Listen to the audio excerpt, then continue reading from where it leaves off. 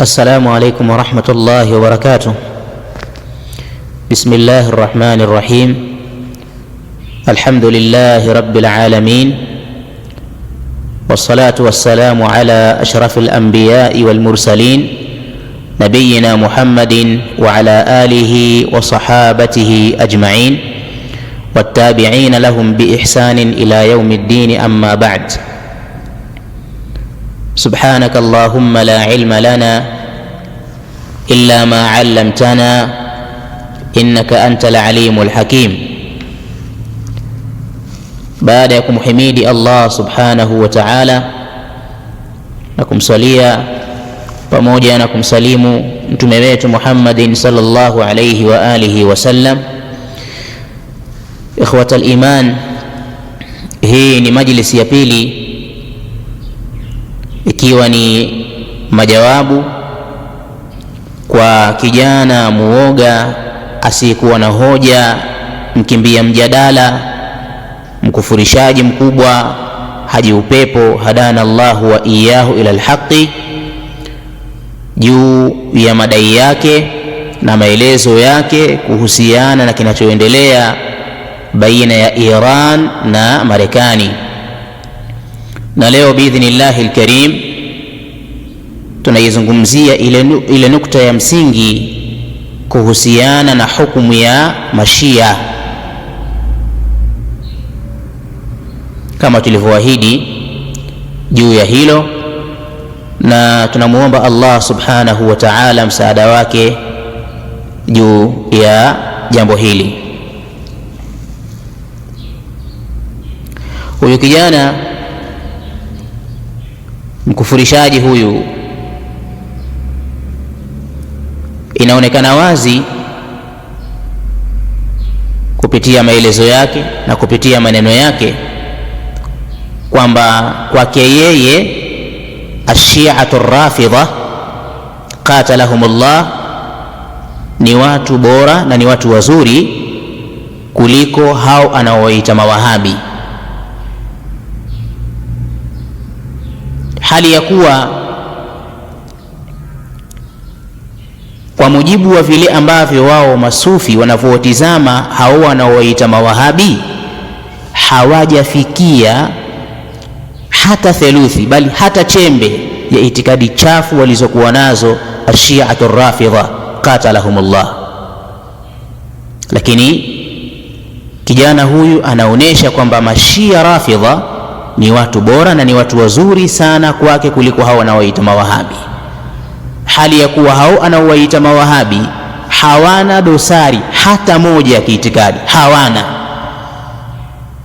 zaidi ya kwamba anachokifanya ni masingizio na kuwazulia hao anaowaita mawahabi, na uzushi huo na masingizio hayo wallahi hawezi kuyatetea, na wote mmeshuhudia amekimbia na kuingia mitini, ameshindwa kutetea kile ambacho amewanasibishia hao anaowaita mawahabi. Baada ya kujibiwa akakimbia akajifanya kama hakuona kilichozungumzwa.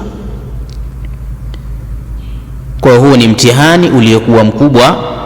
Allah tabarak wa taala, yeye ndiye muongozaji, tunamuomba amuongoze huyu kijana, na hilo limedhihiri kupitia maelezo yake. Huyu kijana pale alipofikia mahala akaonesha wazi kabisa kwamba maelezo yake na jilsa yake ameiweka kwa ajili ya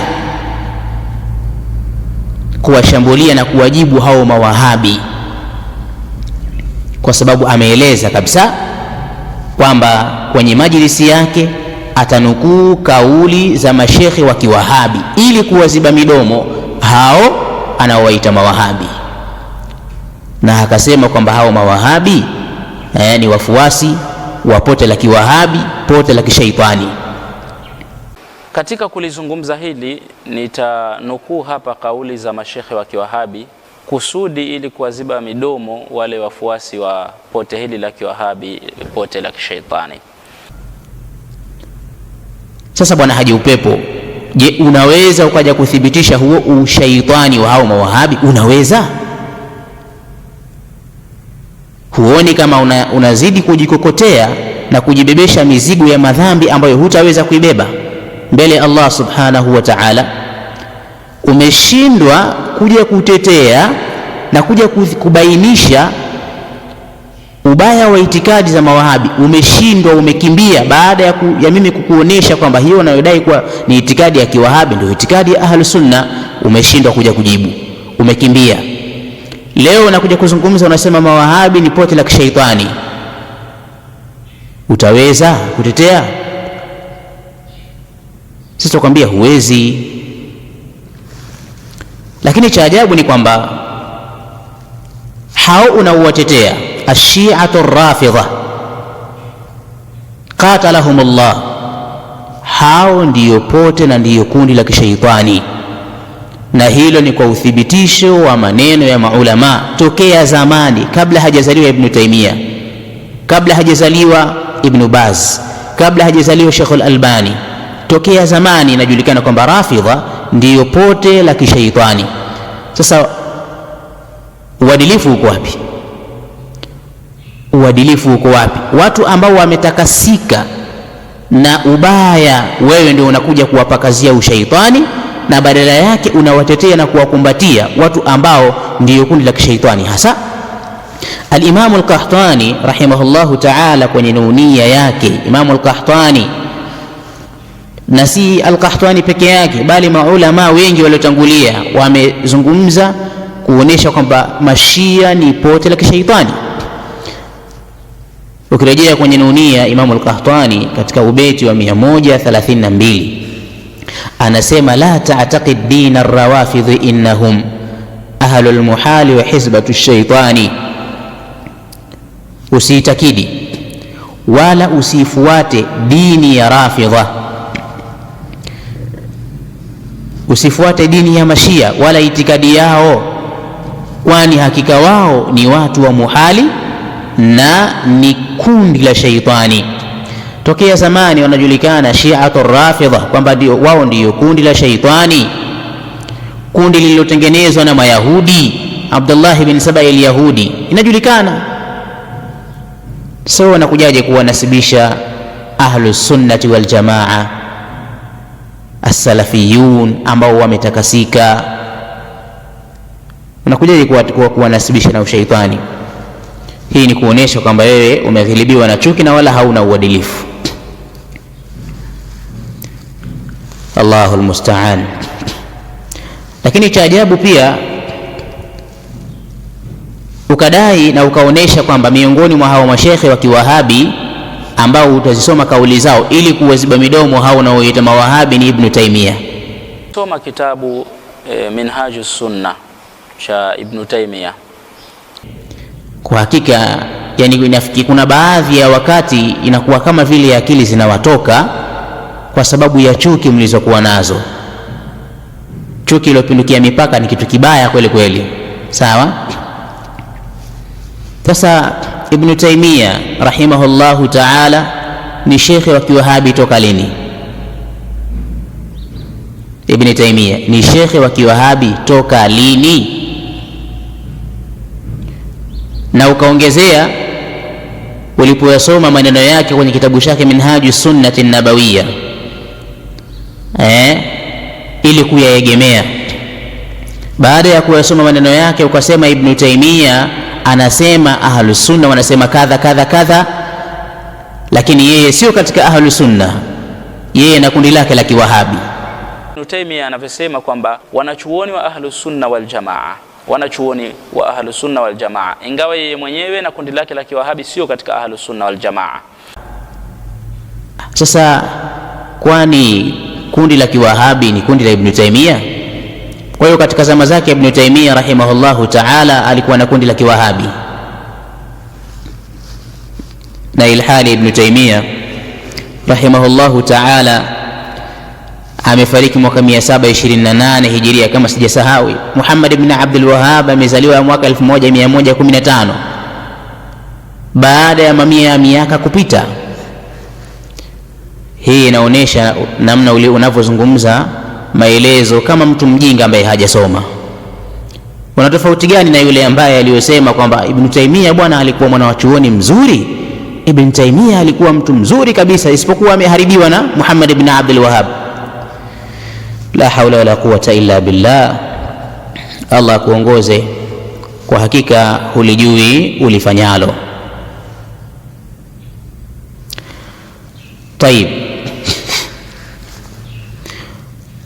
kuhusiana na mashia, kwanza tuiweke wazi nukta moja. Tunaposema mashia au linapotumika neno shia ni makafiri, ghaliban huwa inakusudiwa ashiatul imamia, shia imamia alithna ashariya ndio wanaokusudiwa, na linaweza likatumika neno shia kwamba ni makafiri hali ya kuwa wanaokusudiwa ni imamia ithna ashariya.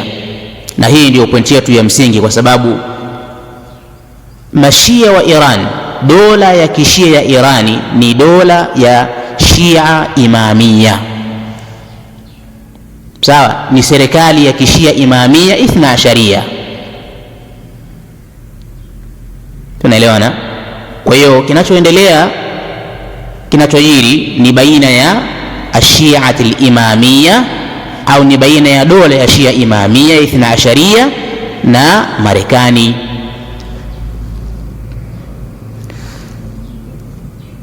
Je, linaweza likatumika neno shia wakawa wanakusudiwa imamia ithna ashariya? Ndiyo, hilo ameliweka wazi al-Imam Abdussalam ibn Muhammad ibn Abdul Karim kwenye kitabu chake Athamaru Dani Sharh Nuniyat al-Qahtani katika ukurasa wa 88, pale alipokuwa akiyazungumzia makundi ya kishia. Alipolizungumzia pote la kwanza kabisa akasema al-imamia al-ithna ashariya, ni kundi la imamia al-ithna ashariya. Kisha akasema fahiya al-aktharu adadan wal-adhharu quwwatan hatta innahum yumathiluna taqriban 19 الشيعة الموجودين في العالم ولهذا إذا أطلق الشيعة انصرف الكلام إلى الإمامية وهم المسمون بالرافضة كما ذكرنا. أنا سمع kundi hili la shia imamia ndiyo lenye idadi kubwa zaidi na ndiyo lenye nguvu zaidi, mpaka imefikia hatua hakika wao yumathiluna takriban 19 shi'ati almawjudin, wanafikia asilimia 99 ya mashia walioko ulimwenguni hivi sasa. Na kwa sababu hiyo linapoachiliwa na kutumika neno shia, insarafa alkalamu ila alimamia, maneno yanakuwa yanaelekea kwa shia imamia ithna ashariya, na wao ndio wanaitwa rafidha kama tulivyotaja. Kwa hiyo usianze kusema kwamba mashia wako wengi, sijui kuna shia zaidia, sijui kuna shia gani. Hapa tunawazungumzia ashiatu rafidha alimamia alithna ashariya, ndiyo tunazungumzia kuhusu hukumu yao. Je, imamia ithna ashariya ni waislamu au ni makafiri? Sawa, wewe umejaribu kuwatetea kwamba wao kwa ujumla wao ni waislamu kwa kuegemea kwenye baadhi ya maneno ya baadhi ya wanawachuoni wetu wa ahli sunnati wal jamaa. Sasa cha ajabu ni kwamba wewe unasema mawahabi wote ni washirikina, salafia hawa masalafi wote ni washirikina. Hawa wapuuzi washirikina wanaojiita salafia, hawa wanaojiita ansar sunna, wote mawahabi kundi moja, ni watu ambao itikadi yao na mayahudi haina tofauti. Lakini leo umekuja kuyafanya maneno yao kuwa ni hoja kwako wewe, umeyataja haya maneno. Toka lini kwako wewe msufi au mbele yenu masufi maneno ya washirikina kama ulivyowaita yakawa ni hoja kwako wewe?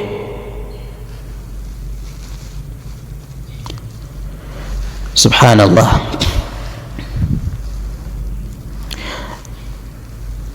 Lakini majawabu yetu kwanza tunasema kwamba Ibn Taymiyyah rahimahullahu ta'ala,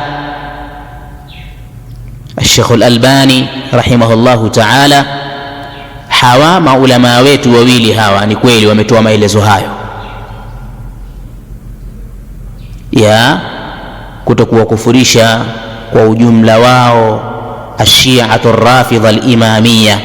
Wametoa maelezo hayo, sisi hatukatai bwana, na sisi tunajitahidi kuwa waadilifu, sio kama nyinyi bwana. Nyinyi mkiwazungumza hao mnaowaita mawahabi hamna uadilifu.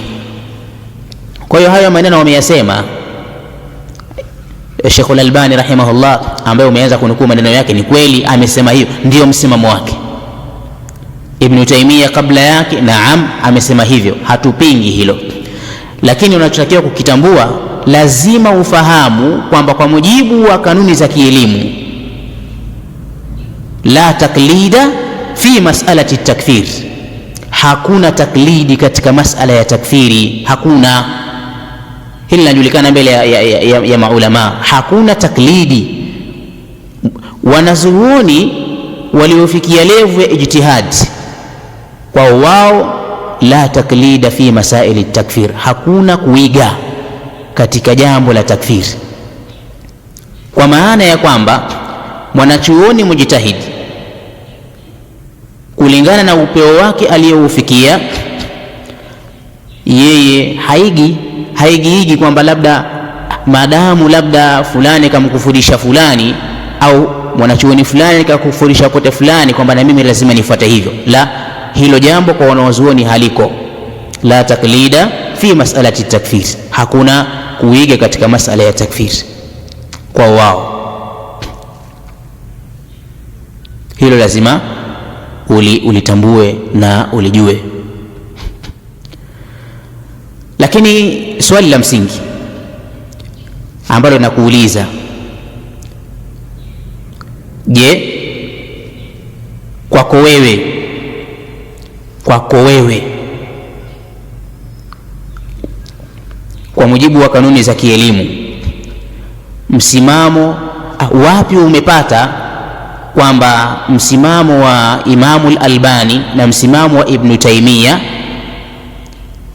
kwamba huo msimamo wao ndiyo hoja na ndiyo lazima ufuatwe na ufanyiwe kazi? Umepata wapi hilo, kwamba mtizamo wa Albani na mtizamo wa Ibn Taymiyyah umepata wapi kwenye vitabu vyenye kutegemewa kwamba mitizamo yao hawa wawili ndiyo hoja na ndiyo inatakiwa ifuatwe? Utakuja kutujibu katika hilo. Sisi tunasema kwamba haya ni masala ambayo yana vidhibiti vyake, yana taratibu zake, sawa, na sisi hatujalazimishwa kwamba ni lazima tufuate mtizamo wa Albani au mtizamo wa Ibn Taymiyyah rahimahullahu ta'ala, bali wanawazuoni wengine wako ambao wanayatizama mambo na kuyapima mambo na kuyatizama makundi na mapote, sawa.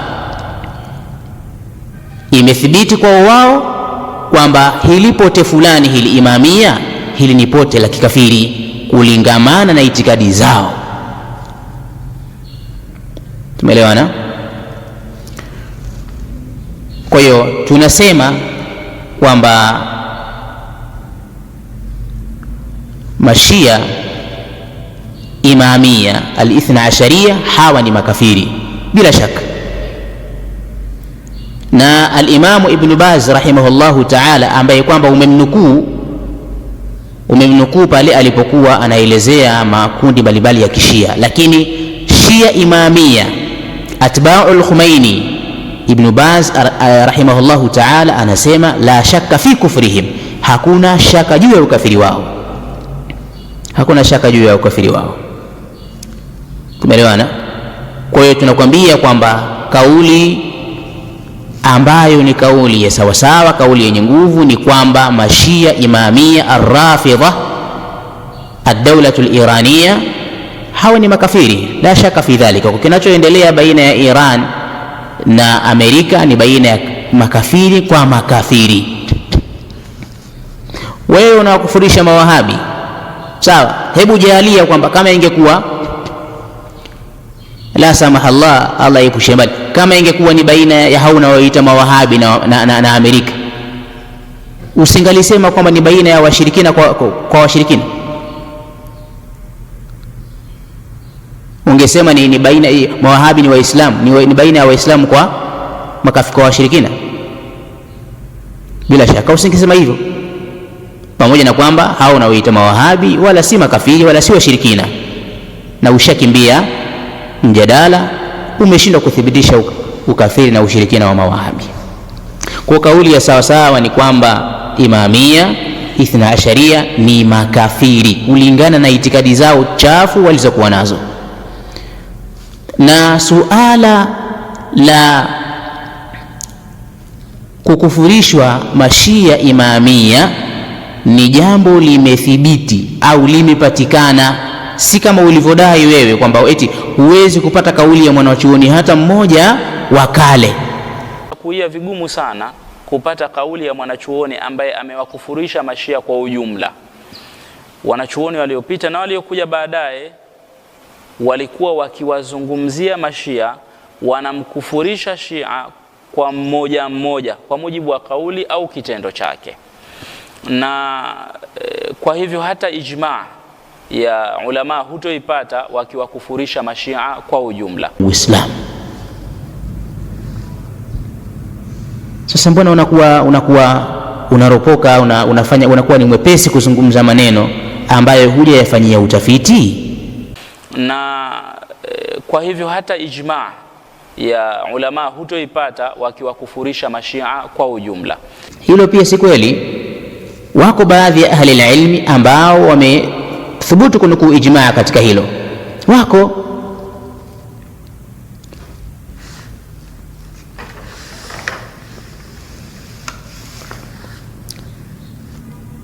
Na miongoni mwa maulama hao ambao wamenukuu wametaja ijmaa ni al-Imamu as-Sam'ani, al-Imamu as-Sam'ani rahimahullahu ta'ala, kwenye kitabu chake al-Ansab anasema ajma'atil ummatu ala takfiri al-imamiyyati liannahum ya'taqiduna tadlil as-sahaba wa yunkiruna ijma'ahum. Ajma'atil ummatu, wameafikiana umma maulama juu ya kuwakufurisha Imamia Shia Rafidha, ambao ndio hao Mashia wa Iran, ad-Dawlatul Iraniya, dawlatun shi'iyatun rafidhiyya, ni dola ya kishia Rafidha Imamia. As-Sam'ani rahimahullahu ta'ala amefariki mwaka 500 na ziada. Anasema ajma'atil umma, wameafikiana umma juu ya kuwakufurisha Shia Imamia Ithna Asharia, kwa sababu wao wanaitakidi upotevu wa masahaba na wanaipinga ijmaa ya masahaba hao Mashia Imamia. Huyu ni Imamu Sam'ani rahimahullahu ta'ala. Ndio maana atakwambia kwamba hawa Imamia ni kufar bila shaka. Kwa kinachoendelea baina ya Iran na Marekani ni baina ya makafiri kwa makafiri, wao kwa wao. Tunasema Allahumma ahliki adh-dhalimina bidh-dhalimin, ewe Allah waangamize madhalim kwa madhalim wenzao, wao kwa wao, wao kwa wao. Na sisi tunasema kama walivyosema mashekhe zetu hafidhahumullahu ta'ala, kwamba hatushabiki mahali popote wala hatusimami mahala popote kwamba tusimama huku au tusimama huku, la. Na inajulikana kwa mujibu wa historia, inafahamika kwamba ukiachilia mbali kwamba hawa aimamia ithna asharia ni makafiri, bali ni watu dhalama. Soma historia, namna dola yao ya Safawia, ad-daulatu Safawia, namna ilivyosimama Irani huko, ambapo kabla ya daulatu Safawia kusimama Irani ilikuwa ni nchi ya masunni ahlus sunnah wal jamaa ala madhhab ash-shafi'iyya, ala madhhab ash-shafi'i. Lakini iliposimama ad-daulatu Safawia, unajua walifanya kitu gani? Hujui wewe, inaonekana kama utafiti wako ni mdogo sana. Fuatilia sasa, fuatilia ujue kwamba ni kitu gani walichokifanya ad-daulatu Safawia mpaka ikasimama dola yao Irani. Walifanya kitu gani? Akina Shah Ismail as-Safawi walifanya nini? Bali inajulikana kwamba hawa mashia imamia ithna asharia, wao na Amerika ni kitu kimoja, ni kitu kimoja. Kwa mujibu wa historia ni kwamba hata kwenye kuingiza huo ushia wao kwa Irani walishirikiana na Amerika. Amerika iliwasaidia.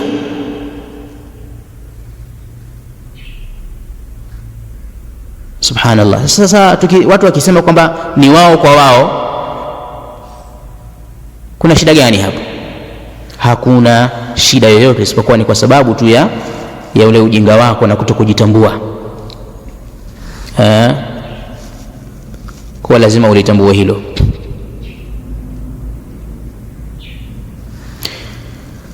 Tayib,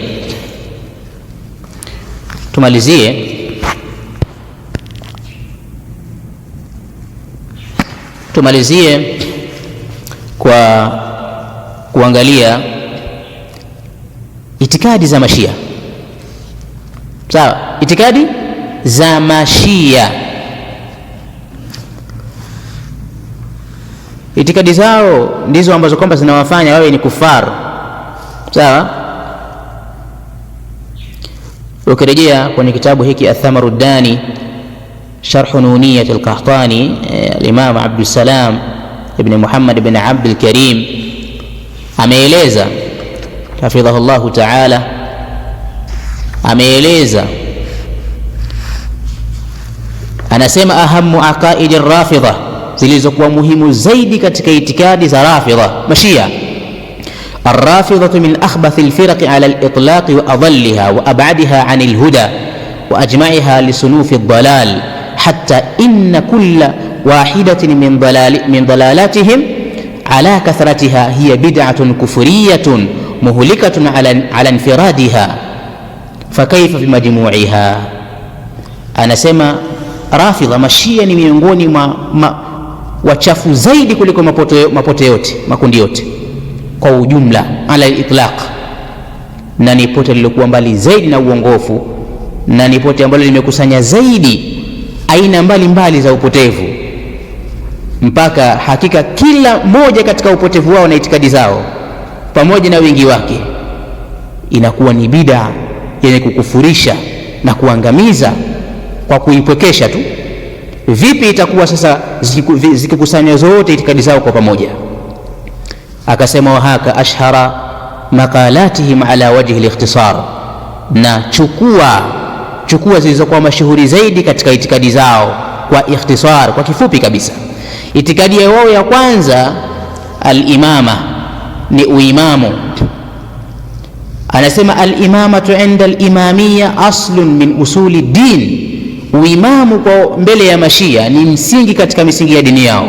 La yasihu al-imanu illa bil imani biha, haifai kwa wao imani pasina kuamini msingi huo. Wa hiya indahum mansabun ilahiyun kanubuwa, na uimamu kwa wao ni cheo cha kiuungu kama unabii. au a'zam, au ni zaidi hata ya unabii. Yakhtaru Allahu lahu bisabiqi ilmihi biibadihi kama yakhtaru linnubuwa, kwamba Allah ndiye anayechagua kwa elimu yake iliyotangulia kwa waja wake kama anavyochagua utume. Wa ya'muru an-nabiyya bi an yadulla al-ummata alayhi, na kwamba eti ndio anamuamrisha nabii ajulishe umma juu ya hilo. Hiyo ni itikadi yao ya kwanza kabisa, sawa, ambapo wameingiza msingi kwamba huu ni msingi wa dini, hali ya kuwa si kweli, si katika jambo haliko hivyo, kiasi cha wao kuwakufurisha Waislamu wote juu ya hilo, kwamba Waislamu wote wasiokuwa wao ni kufar, ni makafiri, kwa sababu hawajaamini msingi wao wanaouona wao.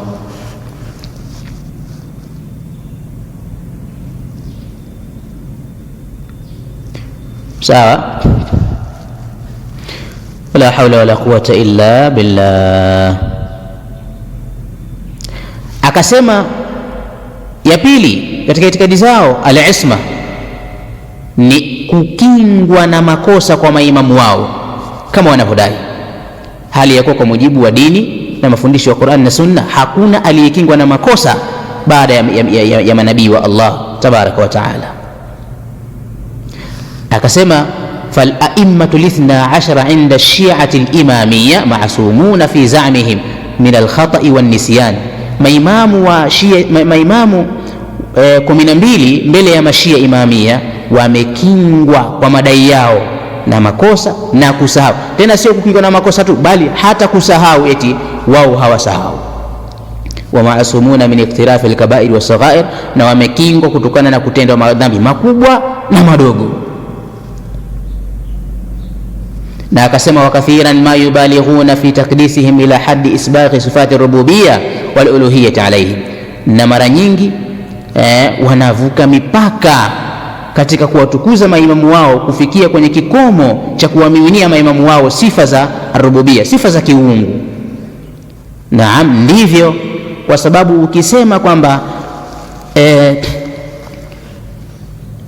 imamu fulani amekingwa, hakosei, si dhambi ndogo wala kubwa, wala hasahau hata kidogo, huyo sio mtu tena, huyo ni Mungu. Kwa hiyo wanawapa sifa za uungu maimamu wao, na hiyo ndiyo itikadi, ndiyo misingi ya dini ya imamia ithna asharia. Hiyo ndiyo misingi yao.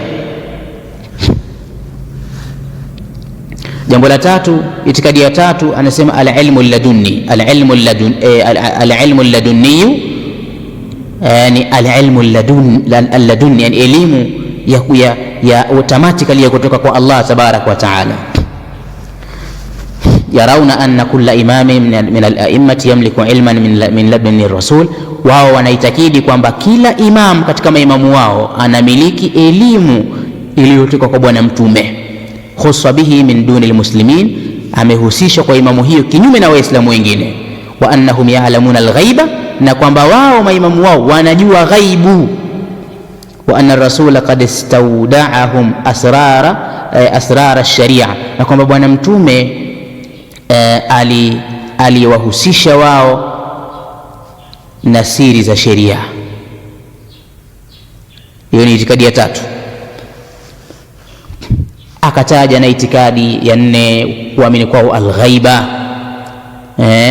Yarauna anna al-imama athani ashar huwa Muhammad al-Hasan al-Askari qad ghaba fi sirdabihi wa anna lahu ghaibatan sughra wa ghaibatan kubra wa tilka min asatirihi. Wanadai kwamba wanaamini mashia imamia ithna asharia kwamba imamu wao wa 12 ambaye ni Muhammad bin Hasan al-Askari, kwa madai yao kwamba alipotea katika pango, na ana upoteaji wa aina mbili, upoteaji mdogo na upoteaji mkubwa. Na hiyo ni katika asatiri zao, mambo ya ajabu kabisa. Wao wanadai kwamba alipotea, lakini watu wanaweza wakaongea naye, vitu vya ajabu ajabu kabisa, mambo ambayo kwamba ni itikadi za kufuria. Itikadi ya tano, anasema ar-raj'a, wanaamini raj'a, kurejea. Wadhalika annahum ya'taqiduna anna imamahum al-maz'uma hadha sayakhruju min as-sirdab, na hilo ni kwa sababu wao wanaitakidi kwamba imamu wao huyu anayedaiwa atakuja kutoka kwenye pango, wa annahu sayaktasu min khusumi shi'ati jamia, na kwamba atakapotokea atakuja kuwasimamishia kisasi wagomvi na maadui wa mashia wote. Wa hadha huwa mahdi shi'ati almuftara, na huyu ndio mahdi wa kishia ali mwenye kuzuliwa. Wa huwa ghairu almahdi inda ahli sunna, na huyu sio yule mahdi ambaye amebainishwa na mtume mbele ya ahli sunna. Anasema wal imamiyatu jami'an taqulu birraja, na imamia ishia wote wanaitakidi rajaa, kurejea kwa imamu wao huyo, kwamba atakuja kufanya ufidhuli na ufisadi na atakuja kubomoa misikiti. Atabomoa msikiti wa bwana mtume Maka na Madina, bali atabomoa misikiti yote duniani, na kazi yake atakuwa ni kuwafyekelea mbali ahlus sunnati wal jamaa. Atakuja atawafufua akina Abubakar, akina Umar, akina Uthman, atawafufua alafu awasimamishie haddi na bibi Aisha. Itikadi za ajabu kabisa. Itikadi ya 6, albara'atu min albaraa, yatabarrauna min alkhulafai thalatha, ni kujiweka mbali na kujitenga. Wanajitenga na makhalifa watatu, Abubakar na Umar na Uthman. Wayanatunahum biakbahi sifati, na wanawatajia sifa mbaya na sifa chafu. Zaimina annahum ightasabu alkhilafa min Ali, wakidai kwamba wao walipora ukhalifa na kumpora Ali bin Abi Talib. Wayajaluna min a'zami alqurbati, na wanajalia kuwa ni miongoni mwa vikurubisho vikubwa zaidi, la'nu Abi Bakr na Umar, ni kumlani Abu Bakar na Umar na mengineyo. Almuhim, itikadi zao ni nyingi sana, ambazo kwamba ndiyo misingi ya dini yao, na ndiyo dola ya kishia ya Irani imesimama juu ya dini hiyo, bali ndiyo dini rasmi ya kiserikali. Kwa hiyo kinachoendelea baina ya Iran na Amerika ni baina al-kufar bil kufar, la shaka fi dhalika, hakuna shaka katika hilo. Maelezo ni mengi, ametaja Sheikh hapa kwa ikhtisar. Ametaja itikadi za kishia imamia 12, itikadi 15,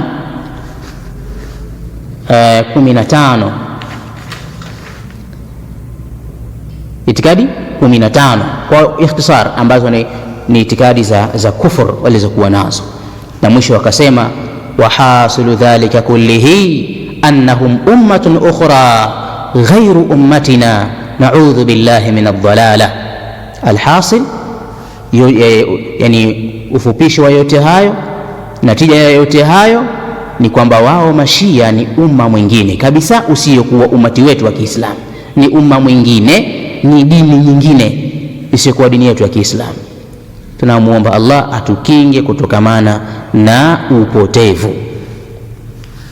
Wallahu a'lam, wa sallallahu ala nabiyyina Muhammad wa alihi wa sahbihi ajma'in, walhamdulillahi rabbil alamin.